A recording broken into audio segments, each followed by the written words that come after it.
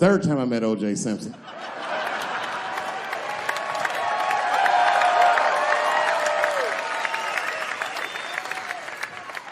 Third time I met O.J. Simpson, I was doing great in life. I just finished the second season of Chappelle Show. Man, those were good days.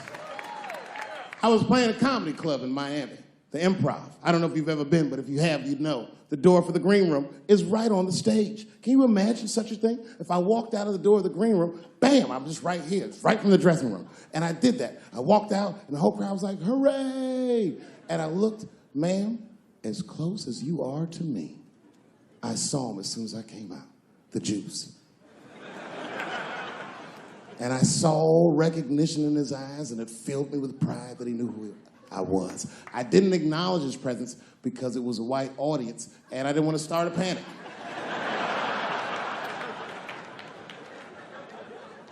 But I did my show. Show went great. I said, good night. I just gave him a signal, let him know I knew he was there. And I walked into the green room, and OJ was already in there. I was like, how the fuck is this possible? I was scared. And then my friends came in and we all started talking. We sat down on the couch. And I'm just telling you what I saw with my own eyes. You can believe me or not believe me. But in my experience, O.J. Simpson, one of the nicest men I'd ever met. He was nice to me. He was nice to my friends. The conversation was filled with warmth and levity, humor, and wisdom. We talked for 90 minutes, and then suddenly the Juice said, you know what? I've got to be going. But it's good to see you again, and I'm glad things went so well. I said, thanks, Juice. And my friend said, yeah, goodbye, Mr. Juice. They're new to the game.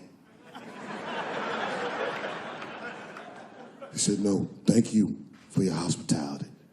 Good night, guys. And we said, good night. And he just walked out of the room. And as soon as the door closed, we all looked at each other like, that nigga did that shit.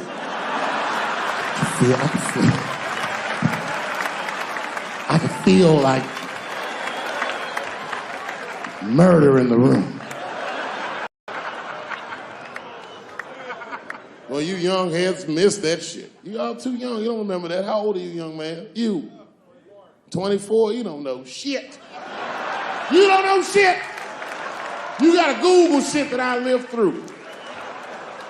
See, this is why I lock motherfuckers' phones up. Seriously. Because the young kids, you guys, look, you need to take a break from that. We all need to break just from that technology, just for a minute.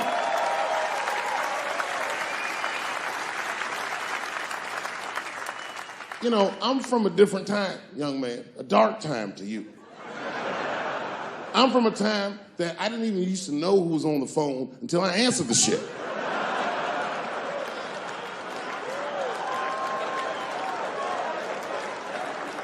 Like when tragedy used to strike. I remember I was 12 years old and the teacher wheeled a television set into the classroom. You remember these days? And she turned it on to one of 3 channels. And she said, class, the space shuttle is taking off and we're all gonna watch it take off. Man, that shit was going great for like 3 to 5 minutes. That's right, you remember, it fucking exploded. Everybody on board, dead, immediately presumed dead. It was so bad the teacher looked at all the kids and was like, you can go home. It's a goddamn national tragedy. This was Cold War America. The Russians were laughing at us. My point is, for a guy your age wouldn't even know the pain because in your generation, it's like the space shuttle blows up every fucking day. How can you care about anything when you know every goddamn thing? I'm getting over one cop shooting, and then another one happens, and then another one happens, and another one happens. I'm crying about Paris, and then Brussels happens. I can't keep track of all this shit, so you just give the fuck up. That's the hallmark of your generation. And that's fucked up because your generation lives in the most difficult time in human history. This is the age of spin. The age where nobody knows what the fuck they're even looking at. Did you know that Planned Parenthood was for abortions? It's for people that don't plan things out at all.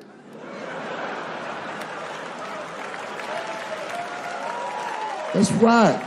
So a guy your age doesn't really know how he feels. Are you pro-choice? Are you anti-consequences? What does it all really mean? It's easier not to care for you. But for us, we were trained to care. We were raised that way.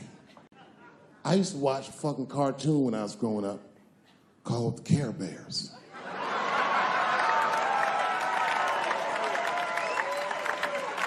It was about a fucking group of teddy bear people. They were like teddy bears, but they were like people, and they were all different colors, and they all fucking just walked around caring. They cared about each other and everything else.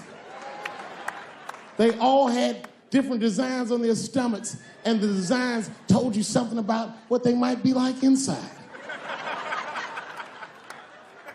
Very, very loving group of beings. And when shit got real bad, as nice as those teddy bears were, they didn't get mean faces. They got determined. And the leader would say, "Come on, guys, it's time for the Care Bear Stare." Remember that shit? And them little teddy bears would lock arms and stare at the problem. And I'm not even bullshitting. Actual love would shoot out of their chest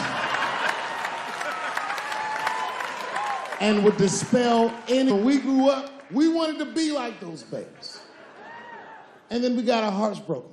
Because we found out that life wasn't gonna let us do that. And that it's impossible to shoot love out of your chest. However, I have shot love onto somebody's chest before.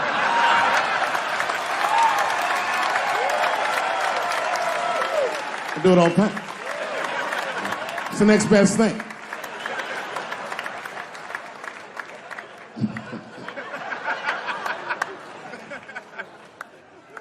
Oh yeah, you kids don't know.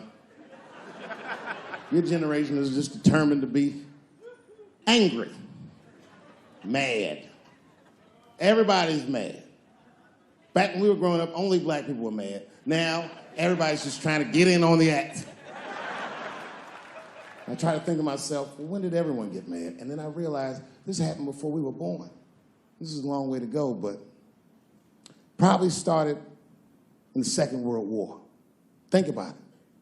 All these black men, millions of black men, leave the United States for the first time, go over to Europe with America's armed forces and fight the Nazis and make more money fighting Nazis than they ever dreamed they would make in the United States. And a lot of those men, while they were in Europe, just to be real, not to be crass, a lot of them probably got their dicks sucked. Gentlemen, this was World War II Europe, and these were desperate times, and penises were being sucked for shoelaces and chocolate and very frivolous things. And it's very hard to come back to America and sit on the back of the bus after you've been in the south of France getting your dick sucked for a Crunch bar or some crazy shit like that. That's a life-changing experience. And while that was happening in Europe, here in America, for the first time, women entered the workforce en masse by the millions. All the men were gone. Someone had to run the factory. The ladies did it. That's right. This was the first generation of American women to have independent income en masse. And when the men came back, the women weren't the same. American women had grown. They were uttering phrases that no woman on earth had ever spoken before. Things like no and shut the fuck up and I don't feel like it.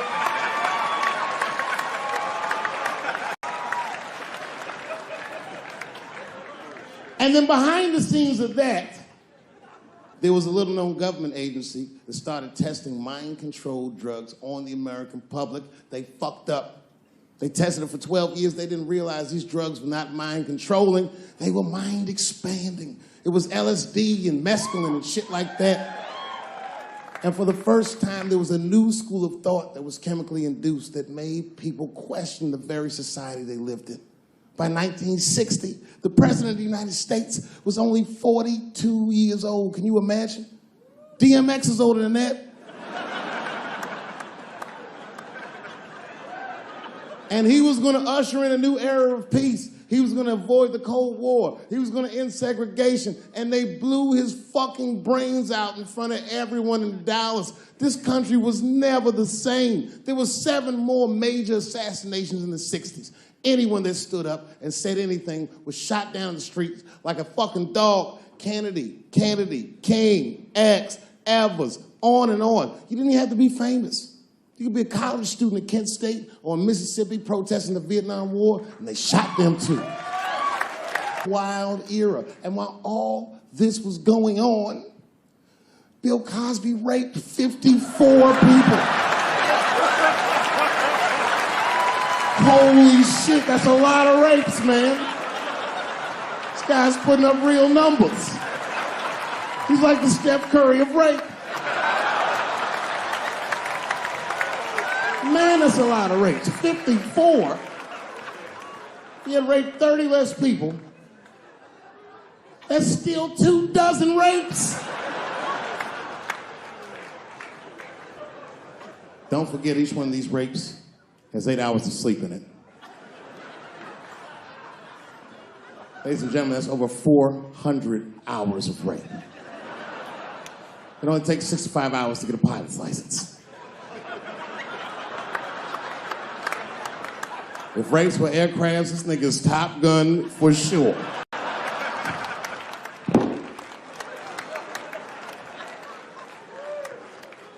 Yeah, that's a tough one. You know, and I was on stage not too long ago. I was in Syracuse, New York. Yeah, well, yeah, for Syracuse, but the show didn't go so good. All because I was talking about Bill Cosby a little bit. Not a little bit, I'll be honest. Talked about him for like maybe 25 minutes.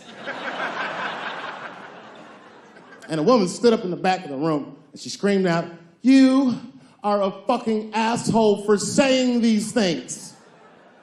I know. Instantly, I felt, like bad. Not bad about what I was saying. I just felt bad, like, oh, that's too bad she doesn't like the show. I didn't realize it at first, but not only did she say that, she was rushing the stage. By the time I saw her, I just saw this shadowy figure fucking charging up the aisle towards me in full fight mode. I was horrified. I said, oh my God. I'm gonna kick this bitch in the face.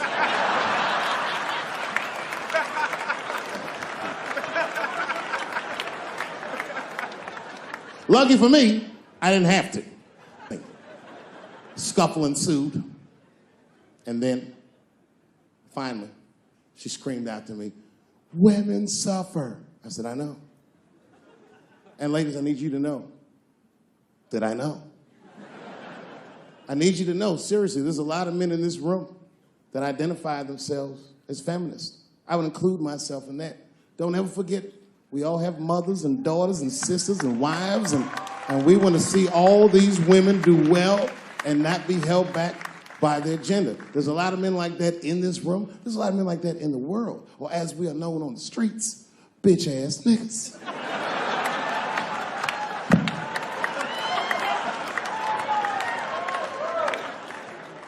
But as this woman was wrestling and screaming at me, I started to take offense. And I'm gonna be honest, race was involved. She was a young white woman. Well-intentioned, but it's like not thinking it all the way through. Bitch, how the fuck are you going to yell at a black man about discrimination? She didn't get it. She just kept going. Women suffer. I know. Women suffer. Same team. Women suffer. I know. And this is where she went too far. We suffer just like you. Slow your roll, bitch. Me. Not like us. She goes, suffering and suffering. What's the difference? I said, come on, white woman, you know what it is. You was in on the heist, you just don't like your cut. You suffer, I suffer. You suffer, I suffer. That's how it works. Can't do comparative suffering.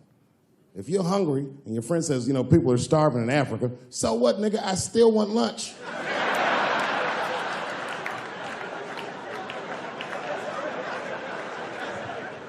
Black people know about comparative suffering, and you know this is a fucking dead-end game. Blacks and Jews do that shit to each other all the time.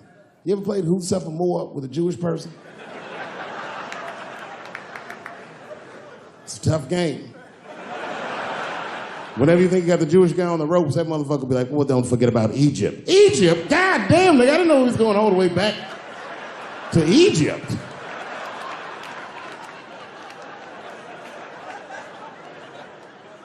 What the fuck is wrong with her? What does she think? Does she think that I don't know that rape is wrong? Does she think that maybe I don't have empathy for Bill Cosby's alleged victims? And I would be remiss if I didn't remind you that technically these are all still allegations.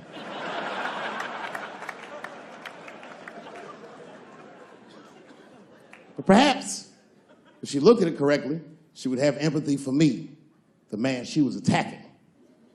42-year-old black comedian. Obviously, Bill Cosby was a hero to me. And she doesn't know what it feels like to think that your hero might have done something so heinous. My God, you can't imagine.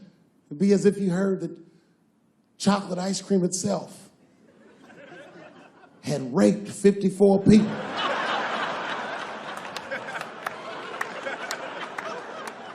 You'd say to yourself, oh man, but I like chocolate ice cream. I don't want it to rape.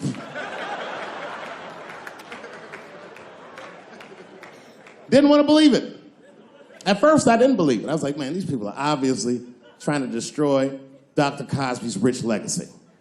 Even 34 allegations into it, I was still like, man, probably only raped 10 or 11 of those people. I know.